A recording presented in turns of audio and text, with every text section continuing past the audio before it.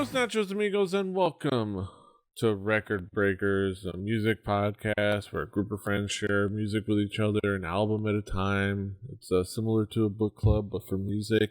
I'm Petey Rave, your hypertensive poppy. Here with me is my team, my squad, my crew, my gang. We've got David. Kick, save, and a butte, Petey Rave. Mm-hmm. We've got Drew. Squad. Those coughs. Yes, and we've got Brett. Those coughs were. I was going to come in and say I was going to be the lozenge of the crew. I'm because we are pretty sore. We're pretty sore. Yeah, we are here to talk about music, of course, as we always do, or as we often do. We're here to talk about music, talk about an album. We don't always talk about music. Yeah, no. So the Ultimate Warrior. Yes. I try so hard to pull away from the wrestling talk. Yeah. But we're here to talk about music. We're here to talk about an album. The provider of the album this week is David. David, what have you provided for us this week? I am providing something that I found courtesy of the one and only Tom Morello, guitarist of Rage Against the Machine. I remember seeing this tweet a couple of weeks ago and watching the video from guitarist Charles Caswell. And Morello said, "This was the first time in a long time that I've seen a guitarist that really made me stand up and say, well, all right, in that you had my curiosity, but now you have my attention, sort of way." So I started checking out Charles Caswell, and for the lack of a better term, I was a little bit scared. I was a little scared of what he was doing with the electric guitar. At the same time, I knew that that was exactly the direction I wanted to head in, because sometimes you've just gotta dive headfirst into stuff that isn't what you're used to.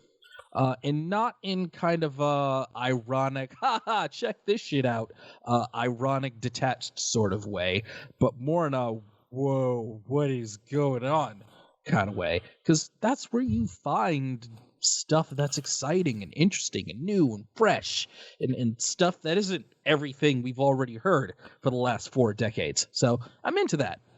And Charles Caswell playing guitar in this project is what is known nowadays in metal circles as bedroom metal, or bedroom djent, or bedroom prog, where it is hyper-focused, hyper-esoteric, guitar-focused, time signature-y, 8-string guitars, gunking and chunking along.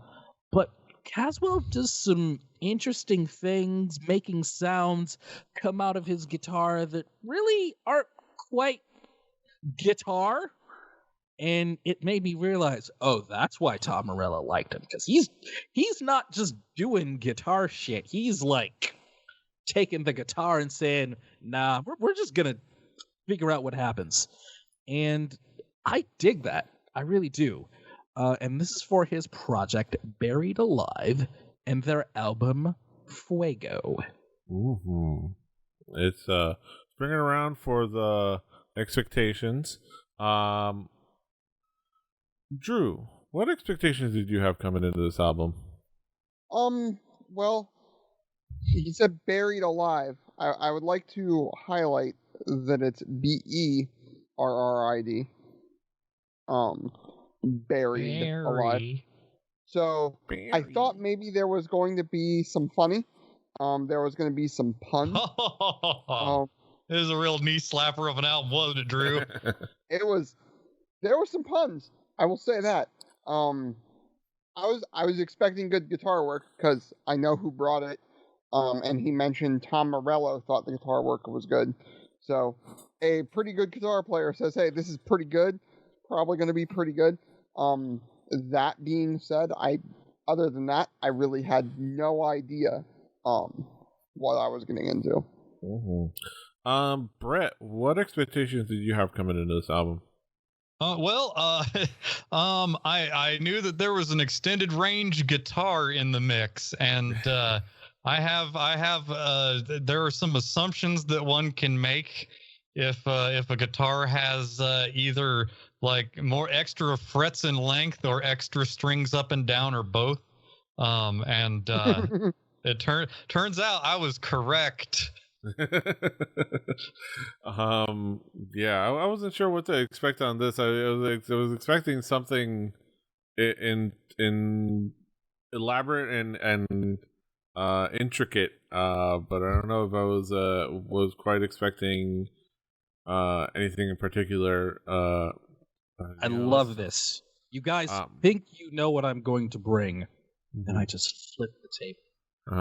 But let's talk about this album. David, how would you describe this album musically? I would describe this album musically as someone who doesn't want to be like every other guitar player out there. If you've listened to the Record Breakers podcast, you've probably heard Squiggles and Brett talk ad infinitum about dudes in Guitar Center. Charles Caswell probably really doesn't like people like that, and I respect it. He's doing stuff with guitars, and Djent and his wife is allegedly playing bass. If you can hear it, good for you. And it's cool in a fun kind of way where he really doesn't care. And I respect that. He's really not beholden to any kind of musical conventions other than chunka chunka. And I'm cool with that. And yeah, you jump in. The lyrics are absurd and completely pointless. That's not what anybody is here for. You're here for the rips. Lyrics? Exactly. You're here for the chunking and the junking and possibly the djenting. And there's some guitar, and the drums are programmed. There's lots of guitar. Dude going blah, blah, blah, with the biggest like quadruple bass drum. Well, there are dudes that do that. Don't take this dream away from me that there's a drummer out there that's just like, mechanically going blah, blah, blah, blah, blah. I can bring him a Sugar album. I know you could. Like Brett. Yeah. I could. Oh, give me the Sugar. I mean, we're going to end up at one day. We could. But that might be a starting point for this album. And it goes weird, goofy places. And sometimes some experimental places that aren't just chunky metal. And it kind of meanders in a way, but it still maintains that focus. Yes. Drew, how would you describe this album musically? Well, wow. It's a hard thing to describe. So between the name, the logo, some of like the merch that I saw that he was wearing when I looked on Wikipedia, I was like, is this like an Oakley Dokley situation? Like, is this what I'm getting? Like, am I getting like? You know what? I wish we were getting an Oakley Dokley situation. Jesus, I forgot all about that. I like them. But I think this is I like this better. Amber said, "Wait, when I said, yeah, it's a husband and wife duo kind of that like make this music sort of in their own house, and then like when they do play shows, they're pretty much putting random mishmashes of people on stage." And you're like, is it the White Stripes on crack then? Like, what is going on here? I hate the White Stripes. I do too. I don't hate this. I don't hate them as much as they do, but they aren't my favorite. But I like Hagstrom's. It's just so up its own ass. And not in the fun way. not in the way this is up its own ass, where it's like weird. We're not. No, Drew, we're not. We We're did not it cool on White once. Stripes. No, we're not. We'll do it again sometime. I promise. Yes. I am aggressively pushing you back on focus. I was trying to get back on focus. And then you started saying no. The lower tone of like what I think is bass guitar. I'm gonna say think is bass guitar. And the chugging guitar tone sort of reminds me a lot of bass guitar. Kitty does think it's bass guitar. It does remind me. I've said this before. I'll say it again. It reminds me of my youth. Listen to a lot of this, like the vocal, like screaming and like the tone of it. Very much reminds me of what I like would go and see at like local dive bars and stuff like that. But the djent of it, the like sort of experimental nature of it, and the rap at times, which was weird, is the sort of stuff that like I got away from like guttural screams and like that sort of vocal a while ago, but the experimentation and the musicality of it, and like the obvious like just a dude in his room that spent way too much time with a guitar. I was like, I'm gonna try something. I appreciate it. Also, again, there's a lot of tonality and a lot of weird instrumentation going on here. If the tone I'm getting was bass guitar and this woman picked up the bass because she wanted to like give her husband a consistent bassist to have around for this, like she's playing way tighter than she has any right to be. And that's awesome. Just all of it is something that is such a tightly wound package, yet out there. I'm losing words because none of it makes sense, but it makes sense. There's a lot of, if you liked Doom 2016 with Mick Gordon, Yes. and you also like screaming vocals, and you like puns about fruit, you might be the Venn diagram of this band. I think I might be the Venn diagram for this band. I think I might be okay with it. Brett, how would you describe this album musically? Okay, so up front, I'm going to I'm going to talk about my prejudices and my priors. I'm going to start with extended range guitars and my opinions. Unless it's a surf green Fender Bass 6, I don't kind of go towards that. I find it a better alternative than just taking a 6-string guitar and like lowering lowering it to drop Z and like having those like slack strings slapping across the neck when you hit the low Z string. But like to a certain point, like you start losing tonality and like it becomes like a percussion instrument. Like it's kind of it stops being a guitar like you would think. That's fine. It works. It's a thing. But there's also something that comes with music that tends to have, your 15-string guitars and whatnot. It's like it's an artistic choice to go with that instead of, let's say, I don't know, a lot of bands they have a person who plays a guitar, and right at the end of the low range of the guitar they have this guy called the bassist, and he picks up from that, like, hanging out the low end. But I understand that, like, there are different choices. Also, I kind of have opinions about vocals that are not able to be understood. It's an artistic choice because, like, if you can't understand without having like your Rosetta Stone lyric sheet, your lyrics kind of don't matter at that point. Like, you're just doing it for the style. because if you are trying to get a message across, like you're kind of undermining it by not being intelligible, which is fine. But it also turns it into something like a percussion instrument. And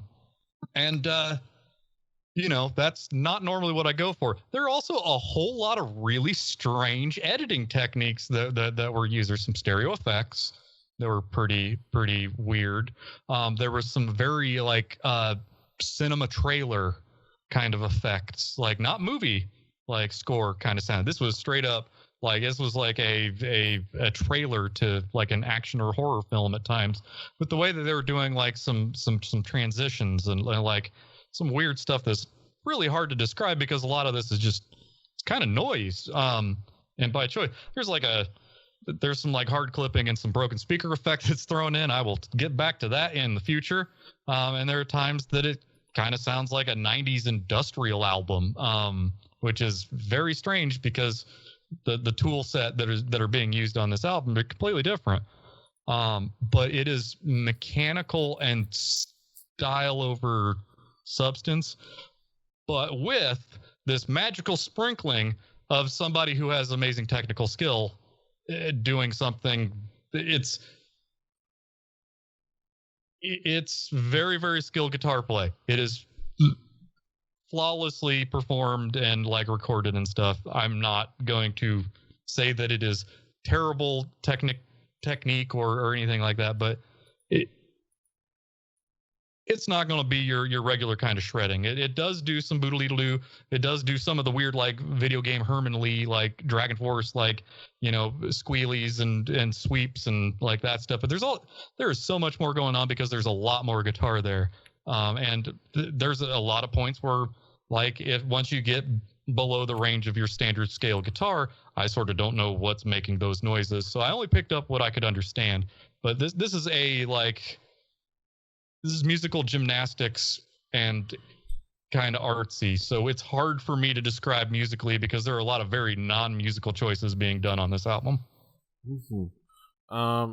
Yeah, this is a very like Brett said, very guitar gymnastics, musical gymnastics. But it does it in a enjoyable way. I think it you kind of like, you find these really cool, and it makes sense that Tom Morello got onto this, because it's like the guy who used a kill switch and like scratched his pick across the strings like a record. Yeah, and then because you're using the guitar to do things that are not typically guitar sounds, and like you do medleys but don't sound like medleys. They sound like chip tunes, but it's on your guitar. Oh, I had a burp there. It's on your guitar. You can make your guitar burp. Yes, it can make guitar burp, kind of. That's the slapping string thing that Brett was talking about. I think that's right. Blah blah blah blah. That's drop Z. Yeah, once you tune to drop Z, then you can belch. Yes. Fart technique has not been completely perfected, but we'll get there. We'll get there. We have top men on it. Yes. It is very much the term bedroom djent and bedroom prog makes sense. It's very much the type of music sounds like one person in their bedroom. Put on that bedroom prog. In their room, in their world, just like, how weird can I do this? Because they're that talented. Like how weird can I do this? It is done very elaborately, done very intrinsically, and it is the sportification of guitar work. But I think but it can be fun, and it's like the style. There's the puns, and then the lyrically, you can kind of make out what he's singing. They're mostly just like, I'm gonna kill you, and I'm awesome, and I'm a badass, and I'm gonna murder a lot of people, like, and or like the haters back off, things like that. But that's not the point. It's just about having a reason for him to go grr. But it does it well, and it the percussive element of it kind of integrates into like the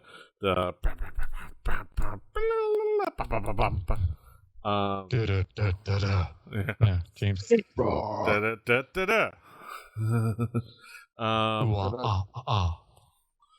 And yes, and it does it in a very interesting way, and I think it can captivate really well if you're ready for it.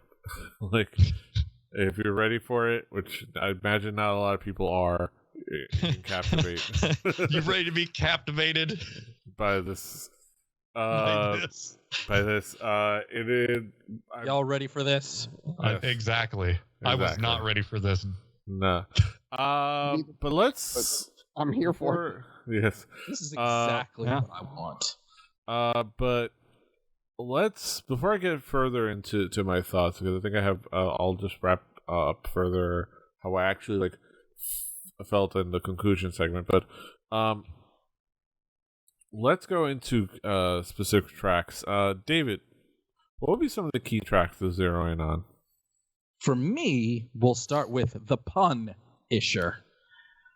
It is just so unapologetically brash and bizarre. Like it just says, "Oh, you think this is weird so far? Well, just sit the fuck down and listen to this." And he's talk rapping absolute nonsense over these riffs that seem almost impossible. They're reaching the level of being atonal, and I kind of love it. Fruit Punch. I found this one to be a vibe, as they say.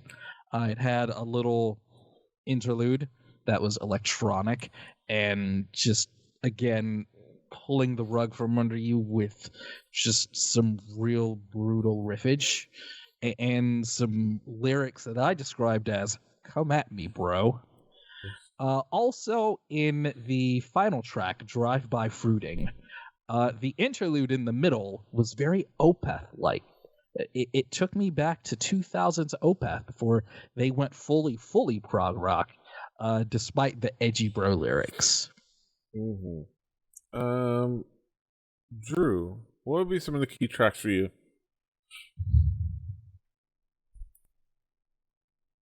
I'm sorry. So Fuego.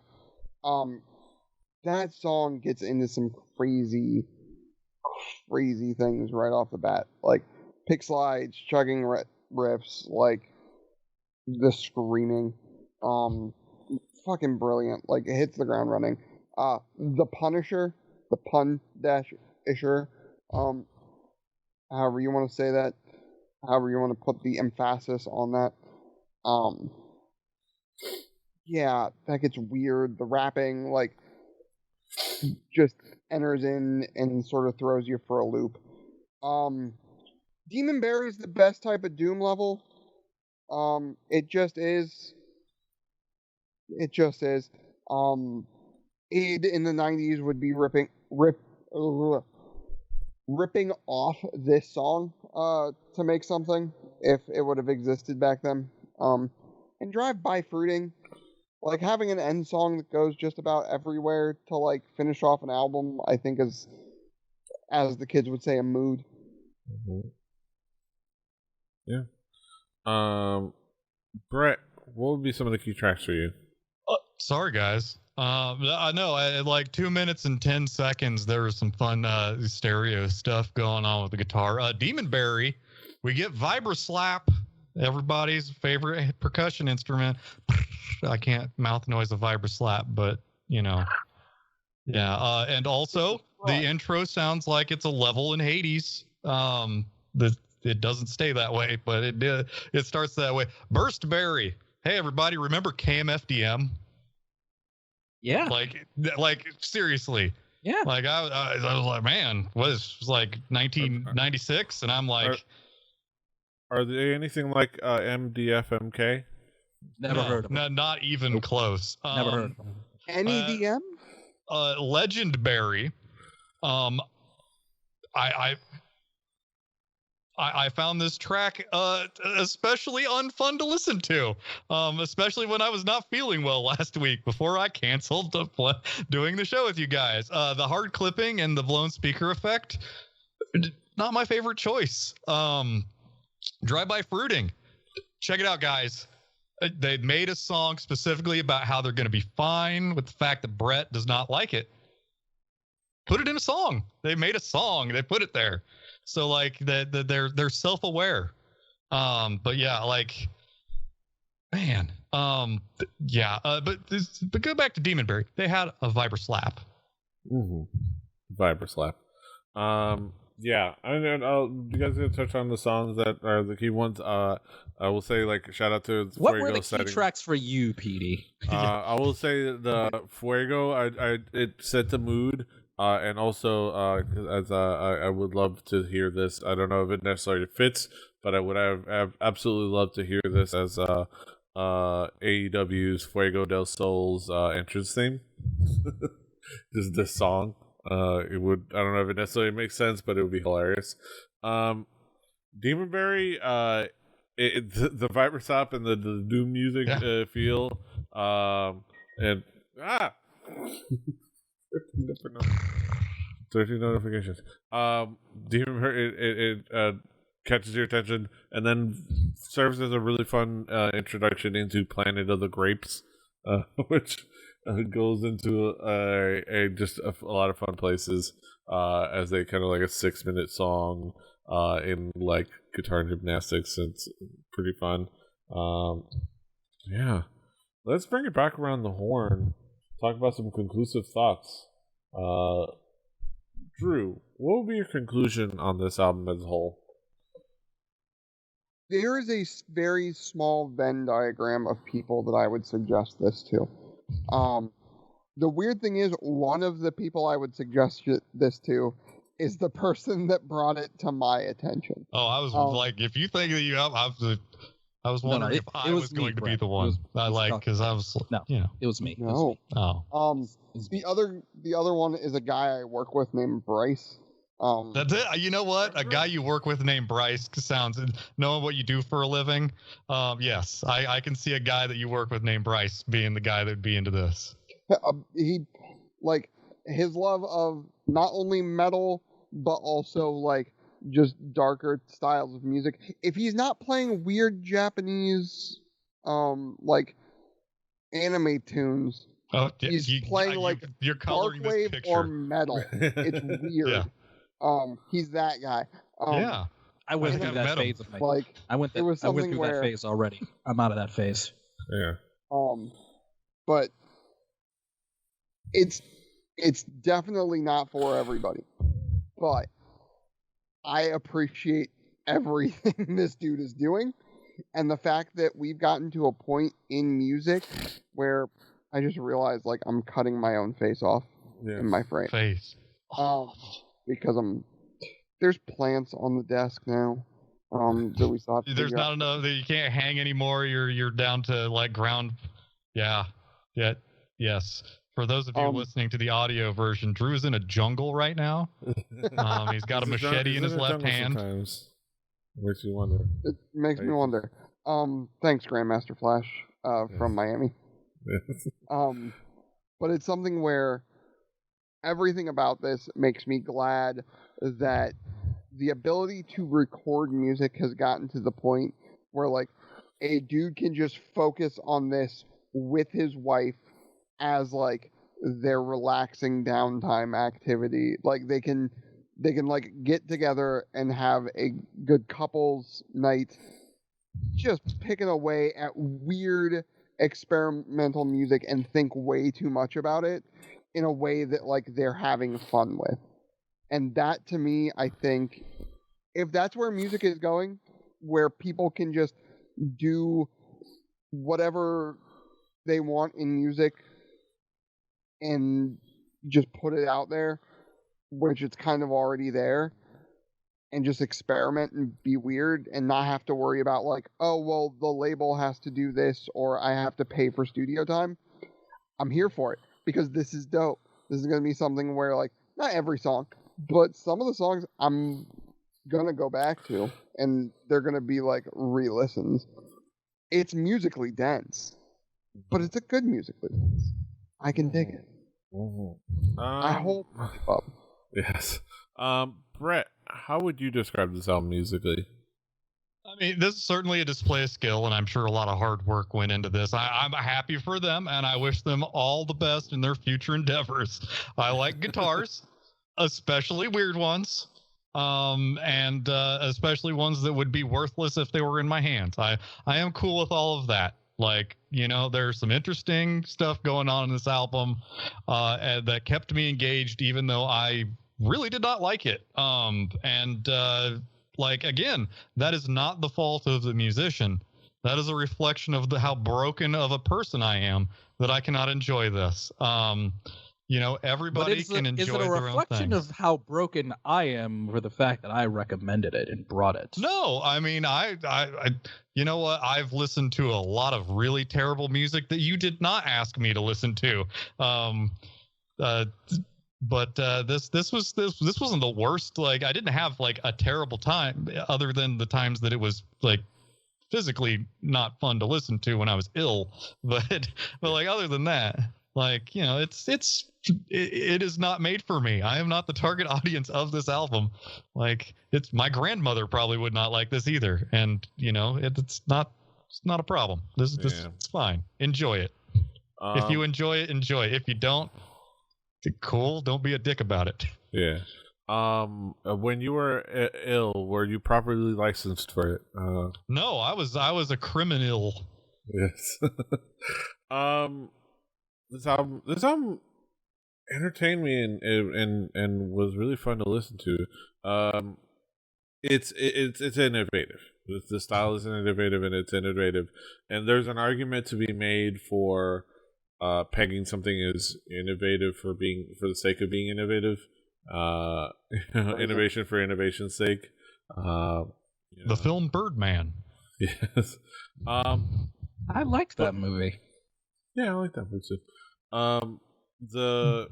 But I didn't mind it. I didn't mind it because I think the sound and the soundscape that it was creating was enjoyable to me because, you know,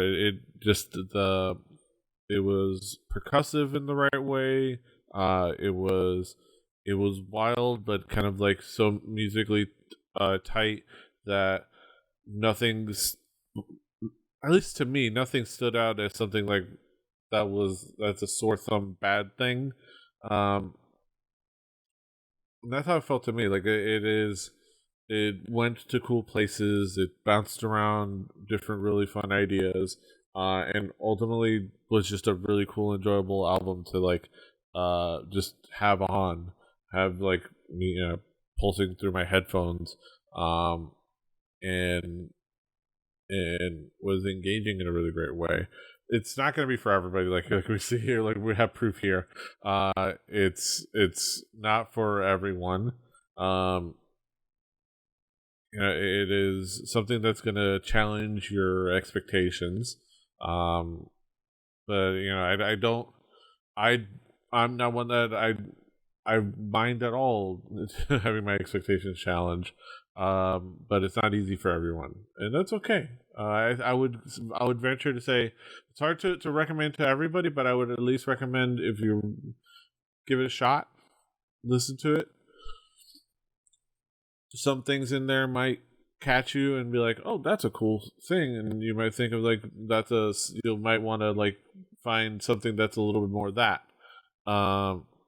and something might kick into you where you find yourself exploring more of this style, maybe from a different perspective, because it's worth kind of expanding your horizons in that way.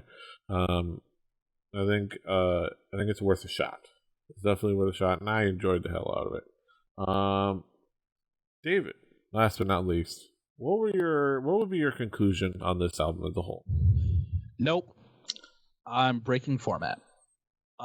Because there was a phrase that kept coming up with you guys, and I want you guys to expand on it. PD, I'll ask you first.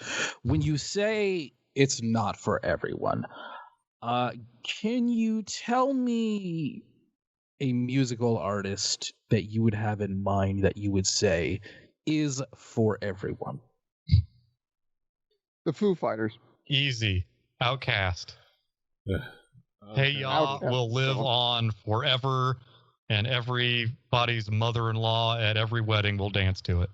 Yeah. And me and my sister will tell them that Stankonia is their best album. PD? If Berried Alive isn't for everyone, who give me an example of someone that you would say is for everyone? Be a lot of like what has been said. A lot of the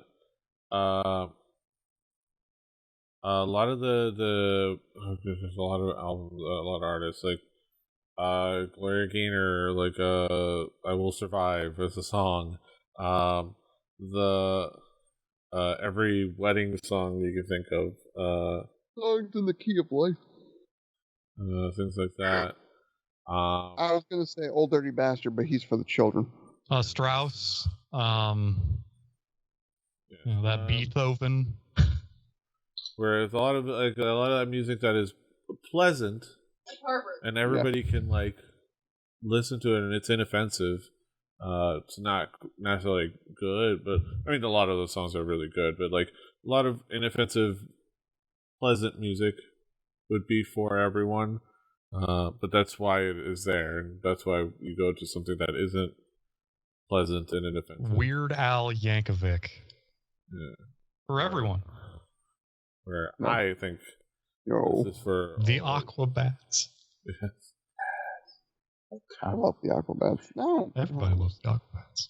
I'm going to let PD sit and think on that one a little bit longer, but I would say conclusively, this is a modern, very 2020s metal soundscapes album. This is a soundscapes album that uses metal as its framework. When you've got a guitarist who knows how to solo and really create some interesting riffery, this will undoubtedly be a little too off the wall for a lot of people who just want their rock and their metal to just be rock and metal without doing other stuff. It's a guitar album, but not really, because there's a lot of other things going on. Like it on paper, it might be a guitar album, but it's not really. And that's cool to me. Maybe you're the type of person that will hear something like this and it'll cause something in your brain to spark and send you down a musical rabbit hole that is way out in left field. And you're welcome to join me. I'll have a seat next to you. You can come right along. This may send you running back to playing Led Zeppelin in Guitar Center. The song remains the same. People weren't playing Led Zeppelin. They were playing. They were playing Sweet Home Alabama in 3-4 times. Killed my song remains the same reference.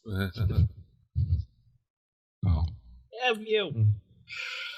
Either way, this will either spark something in your brain and inspire you to jump into another dimensional portal where music goes, and usually where I reside musically, or it won't.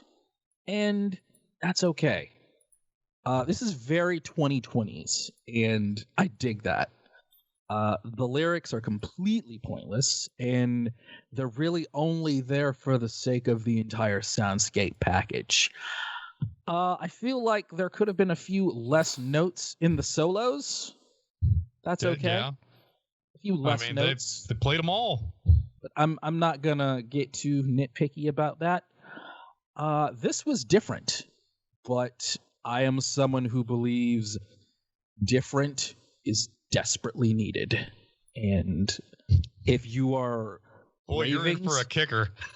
if you're craving something like that, if you have that little spark in your brain that's just like everything that's just kind of music that everyone already knows, kind of makes you feel dead inside, you might enjoy this. Yeah, those are our thoughts on Berried Alive's Fuego. Now we get to the main event of the evening. We get to our haiku reviews, the moment we've all been waiting for, where we hit him with the 575 poetic goodness, dribbling all over you. Let's enjoy it together. Let's get down to the nitty gritty. Haiku numero uno. Drew, what is your haiku? You're muted. Take two. Fruit bands, chug guitar. Great art and experiments. Fruit of the music.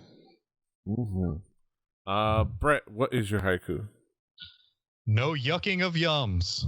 Different strokes for different folks. Cool if you like it. Mm-hmm. My haiku. Beats guitar to pulp. Some may sour on it, but I found it very fun. You're going to jail, Petey. Yeah. No, he's not. I'll bail you out, brother. I got you. I approve of it. Yes. And of course, last Cops but not will least, take you. I'm waiting. It's fine. David. Say his name. Petey Rave. Yeah. David, what is your haiku? Djenty, bloopy stuff. It's different, but I dug it. Ahead of its time. Yeah, those are our haikus and those are our thoughts on Berried Alive's Fuego. You can of course find it on our Spotify playlist or on Bandcamp. Again, this is another one that you can go ahead and check out on Bandcamp. The band support them directly, just buying their album digitally, buying their whole discography digitally. If you'd like, pay what you want and you support the band directly. But yeah, give it a listen on Spotify as well. On our Spotify playlist. On that Spotify playlist will be next week's record as well. And that'll be provided by Brett. Brett, what have you got for us next week? Well, I have honestly not listened to this album since the 90s, and I want to put this album through the Record Breakers process to deal with some of my prior opinions. But I'm bringing the pride of Nebraska. No, not Warren Buffett. No, not that cool baseball stadium where they do the College World Series. No, I'm bringing Nick, Chad, Tim, S.A., and Peanut. I'm bringing the ubiquitous blue album that was in every CD binder when you were in high school.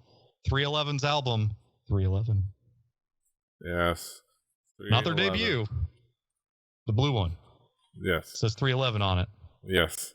So let's... Someone with down on it. Yes, let's get down on this. So look forward to that next week. Let's get down to the next... that'll be next week. And this is this week. And you can, of course, find us all over the internet. David is at Call Me DJM. Drew is at Extrusive Brett is at HibBBBard, HIBBITYBIBBARD. I'm at PD Rave. The show's at 4 Record Breakers as the number 4 Record Breakers. RecordBreakersPodcast.com. RecordBreakersPodcast@gmail.com. Rebelli.net for this and other shows. Rebelli TV on YouTube and on Twitch. Follow us on Twitch. You can watch us live every Wednesday with Record Breakers. We also do D&D on Tuesdays with our show through the original. Yes. We do Space Trucking on Thursdays. Honk. We play Starbound. A lot of fun times. I'm this Friday or last Friday, depending on if you're watching when I release the episode. I will start or will have started since it releases that day. My playthrough of Mass Effect Legendary Edition. Kind of going back to a game that I absolutely love and want to go back and experience all over again. So watch me make decisions and stuff. Like, Drive a Mako. yeah, You get drive- to Romance Hey, options. hell yeah. Banging aliens. Hell yeah. That's right. And one alien. In a space I'm a cop monogamist. and or space bounty hunter. It's my one Are you not girl. a space polygamist?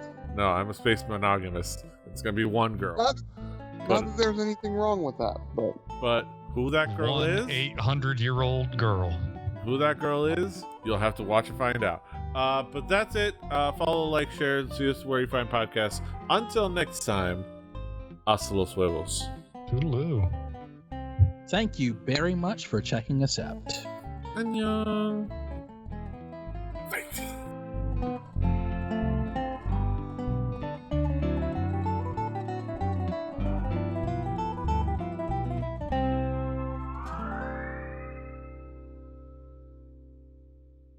Diamond Club hopes you have enjoyed this program.